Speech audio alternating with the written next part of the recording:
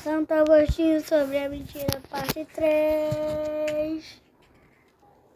A mentira é uma iniquidade que leva a alma à morte e não deve ser admitida nem mesmo em prol da salvação temporal de alguém. Com os exemplos supracitados, alguns afirmam com muita confiança que não se deve dar crédito a exemplos aduzidos da vida comum. Em primeiro lugar, porque ensinam que a mentira é uma iniquidade, com base em muitos documentos das Sagradas Letras, principalmente nesta citação: odiaste, Senhor, todos os que operam a iniquidade, destróis todos os que falam a mentira. As Escrituras costumam esclarecer um trecho anterior com um posterior. Se por um lado iniquidade é um termo de significado mais genérico, entendemos que mentira significa somente uma espécie de iniquidade e, por outro lado, considerando-se a diferença de significado entre os verbos, a mentira se coloca como algo ainda pior, porque destróis é mais grave que odeias. Porque talvez Deus odeie alguém em grau menor, a ponto de não o destruir. Mas a quem ele destrói, tanto puniu mais severamente, quanto odiou com mais veemência. De fato, ele odeia todos os que praticam a iniquidade, mas destrói os que mentem. Tendo isto posto, como... Tá bem aí? Tendo isso posto, como alguém pode afirmar essas coisas e se sentir comovido com situações como esta? E se um homem pede socorro a ti, e tua mentira poderia salvá-lo da morte? Essa morte que os ignorantes temem, sem temer o pecado, não mata a alma, mas o corpo.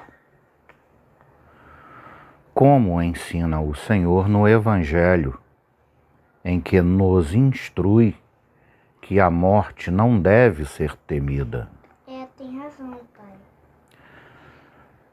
Porque a boca que mente mata a alma, não o corpo. As Escrituras são muito claras. A boca que mente mata a alma. Não se considera de extrema perversidade que alguém precise morrer espiritualmente para viver corporalmente? O amor ao próximo tem seu limite no amor a si mesmo. Como foi dito, ama o seu próximo como a ti mesmo. Como, pois, alguém ama o próximo como a si mesmo, se ao proteger a vida temporal do outro, faz com que ele perca a eterna? Visto que se alguém perde a própria vida temporal em prol da vida temporal do outro, já não o ama como a si mesmo, mas ama-o mais do que a si mesmo, uma vez que foi além da lei da sã doutrina. Portanto, com muito menos razão, alguém seria capaz de, mentindo, perder a vida eterna em benefício da vida temporal do outro. Obviamente, o cristão não deve hesitar em dar a sua vida em prol da vida eterna do próximo. Nisso o Senhor nos precedeu com seu exemplo, quando por nós morreu. Sobre isso ele disse: Este é o meu mandamento, que vos ameis uns aos outros, como eu vos amei. Ninguém tem maior amor do que aquele que dá sua vida por seus amigos. Ninguém é tão insensato a ponto de declarar que o Senhor, quando fez o que ensinou e ensinou o que fez, estivesse preocupado com outra coisa que a vida eterna dos homens. Portanto, se, mentindo, se perde a vida eterna, nunca devemos mentir em benefício da vida temporal de quem quer que seja. Com efeito, estes que ficam de mau humor e indignados quando alguém não deseja perder sua alma para que o outro envelheça na carne, o que eles diriam se com nosso roubo ou adultério pudéssemos salvar alguém da morte? Deve-se então roubar ou fornicar? Não estão cientes que se obrigam ao seguinte: se uma pessoa trouxer consigo uma corda e pedir para cometer um crime, afirmando que se enforcará caso não lhe seja concedido, de acordo com o que eles dizem, o crime será consentido para que a vida da pessoa seja salva. Se isso é absurdo e abominável, porque uma pessoa corromperia sua alma com a mentira para salvar a vida de outra. Se a primeira se corrompesse do mesmo modo que a segunda, todos não a condenariam pela torpeza abominável? Portanto, o único ponto ao qual é preciso nos ater nessa questão é se a mentira é uma iniquidade. Com base nos documentos que foram mencionados acima, devemos nos perguntar se alguém deve mentir em benefício de outro. E também nos perguntaríamos se, pela salvaguarda de outra pessoa, alguém devesse se tornar iníquo. Se a salvação da alma, que só a justiça pode garantir, rejeita isso e ordena que não coloquemos a salvação acima nem da nossa salvaguarda, nem da dos outros, o que nos resta, a não ser duvidar que nunca, seja qual for o motivo, devemos mentir? Não existe nada mais importante e estimado entre os interesses temporais do que a salvaguarda da vida corporal. Por conseguinte, se nem esta deve ser colocada acima da verdade, e desse modo servir de objeção em defesa da obrigação de mentir, quem enfim pensa que seja bom mentir?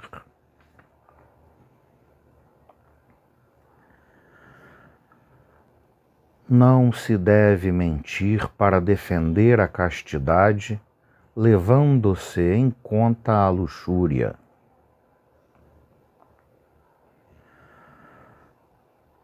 Com relação à castidade, se uma pessoa muito honrada apresenta-se a ti e pede que mintas, para com essa mentira livrar-se de um violador, sem dúvida deverias mentir? É fácil responder a essa pergunta. A pureza do corpo depende da integridade da alma, e esta, quando rompida, necessariamente decai, embora a primeira possa parecer íntegra. De fato, a castidade não pode ser considerada do mesmo modo que as coisas temporais, como se pudesse ser tirada de nós contra a nossa vontade. Logo, a alma, de forma nenhuma, deve se corromper pela mentira para beneficiar o corpo, pois a alma sabe que o corpo permanecerá incorrupto se não for corrompido por ela.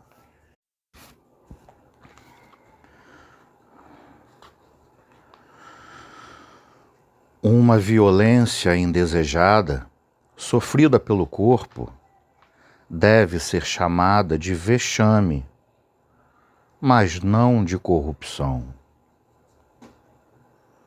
Ou, do contrário, se todo vexame é corrupção, nem toda corrupção é torpe, a não ser aquela que é procurada ou consentida com desejo.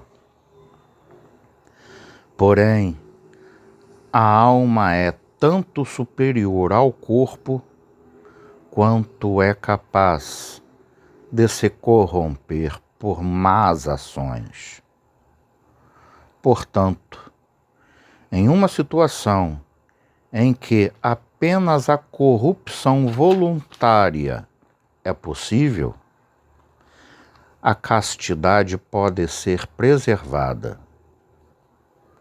Por conseguinte, se um violador invadisse um corpo e isso não pudesse ser evitado, seja por força contrária, seja por deliberação ou mentira, certamente é necessário que digamos que a castidade não pôde ser violada pela luxúria alheia.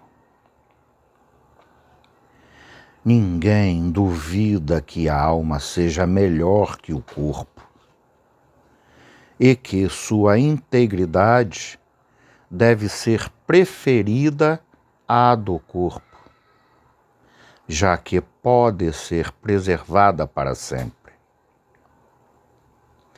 Entretanto, quem poderia declarar que a alma do mentiroso é íntegra?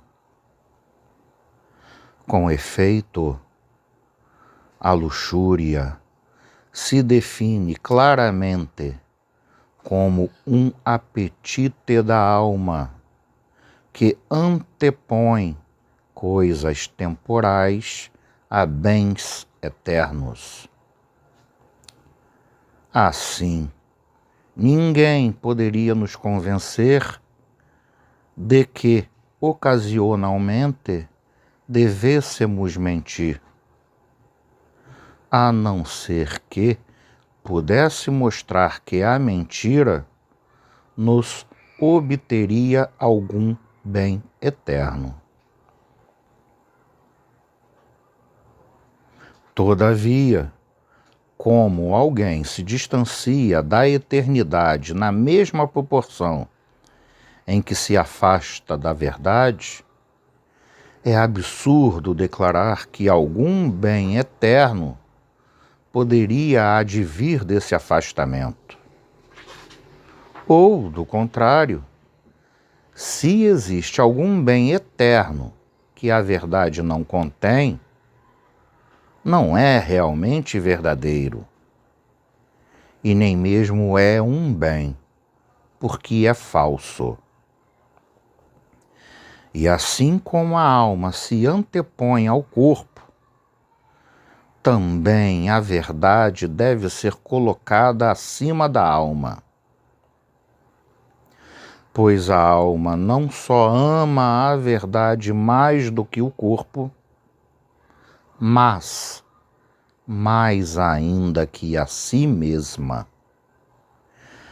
Isso porque a alma será tanto mais íntegra e casta, quanto mais desfrute da imutabilidade da verdade e menos da própria mutabilidade. Ló, que foi tão justo a ponto de merecer hospedar os anjos, ofereceu suas filhas aos sodomitas para que fossem violadas, para que assim eles se corrompessem com os corpos de mulheres, de preferência aos de homens. Com maior diligência e constância, não deveríamos conservar a castidade da alma na verdade? Porque a alma é mais verdadeiramente preferível ao corpo que o corpo viril ao feminino.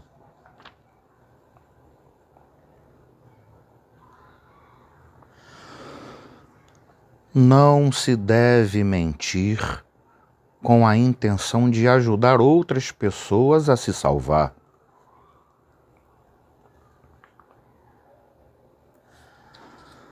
Talvez alguém pense que se deve mentir a uma pessoa para que sua vida seja conservada momentaneamente, ou para que não seja contrariada nas coisas que muito estima, e assim possa chegar à verdade eterna.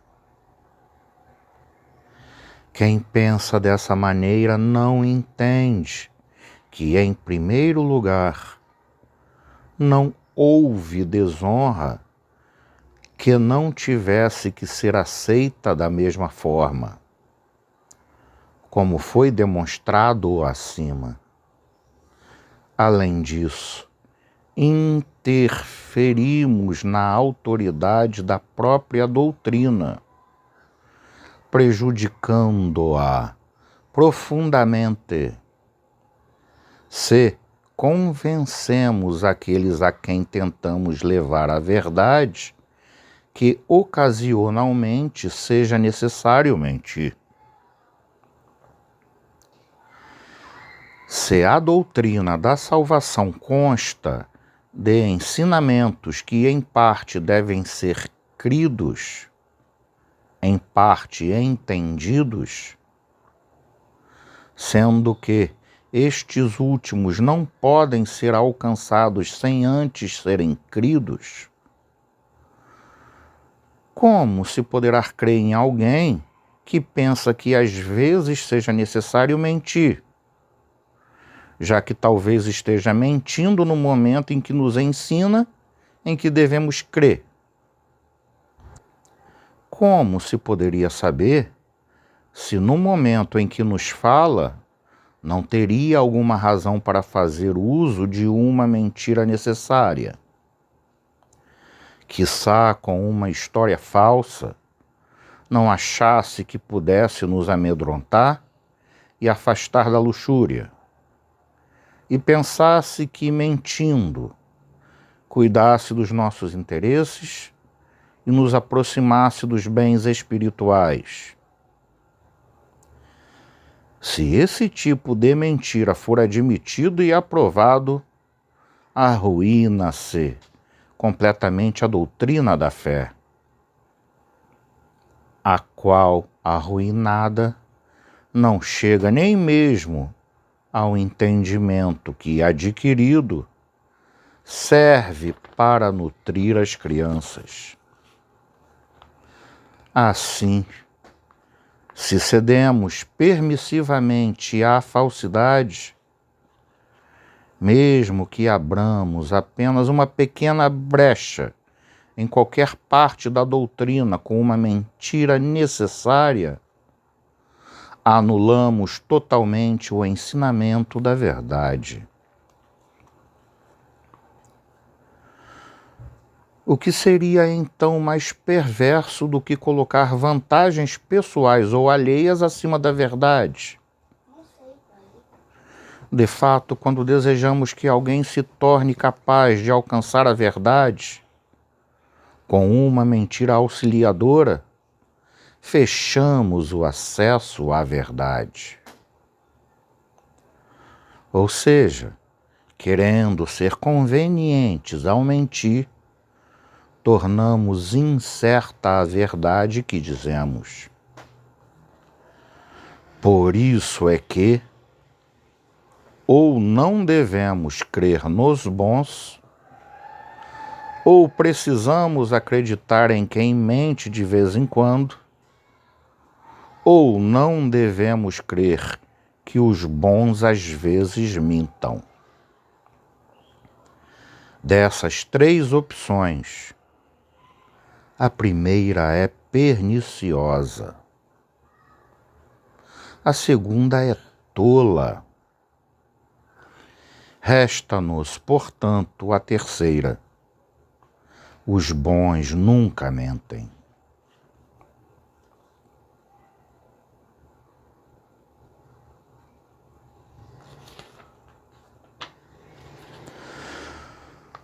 Alguns opinam que a mentira deve ser permitida quando afasta um homem da possibilidade de ser violentado sexualmente por outro.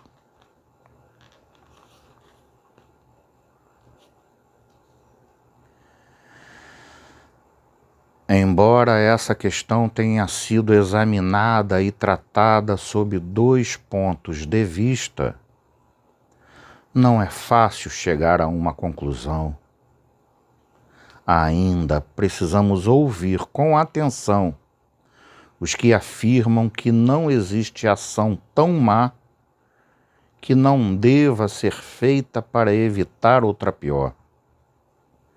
Na verdade, os atos humanos não se limitam apenas ao que as pessoas fazem, mas também ao que consentem que lhes seja feito.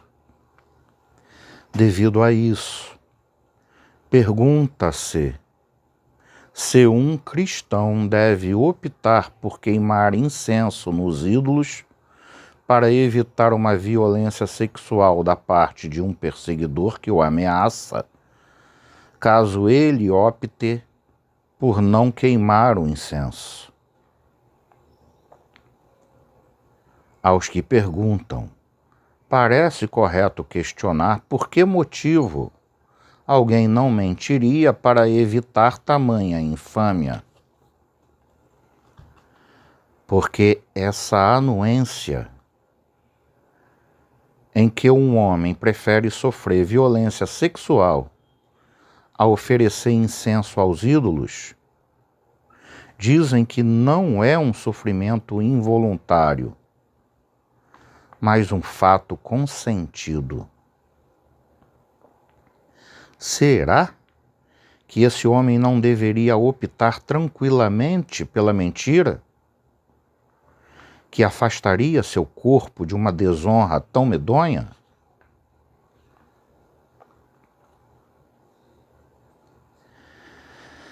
Esse argumento e exemplo são refutados. Na argumentação apresentada acima, as questões que merecem ser perseguidas são estas: se o consentimento deve ser entendido como ação, se devemos declarar como consentimento aquilo que não tem aprovação, se aprovação é dizer melhor sofrer isso do que fazer aquilo, se foi melhor para aquele homem oferecer incenso que sofrer agressão sexual, e se em tais condições não seria melhor mentir do que oferecer incenso. Ora, se o consentimento for entendido como ação, aqueles que preferiram ser mortos a dar falso testemunho são homicidas. E seu homicídio é de tipo mais grave porque foi cometido contra si. Desse modo, por que não dizer que estes se mataram, uma vez que escolheram ser mortos acoagidos? Ou então, se considera mais grave matar outra pessoa do que a si mesmo, o que dizer se ao Marte se propusesse essa condição? Se não quiser dar falso testemunho de Cristo e sacrificar aos demônios, que ante seus olhos não qualquer pessoa, mas seu pai fosse morto, rogando ao filho que não permitisse que isso fosse feito, em razão de sua perseverança. Porventura não é claramente manifesto que o filho permanece o mais fiel possível em sua resolução e que ele não será um parricida, mas que os únicos homicidas serão aqueles que matarem seu pai.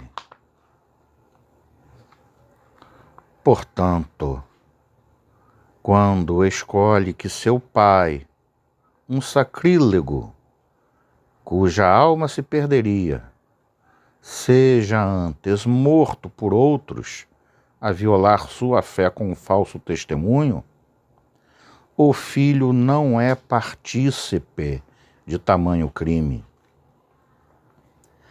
Essa decisão não faz dele partícipe de tamanha infâmia, se ele mesmo não desejou fazer mal nenhum.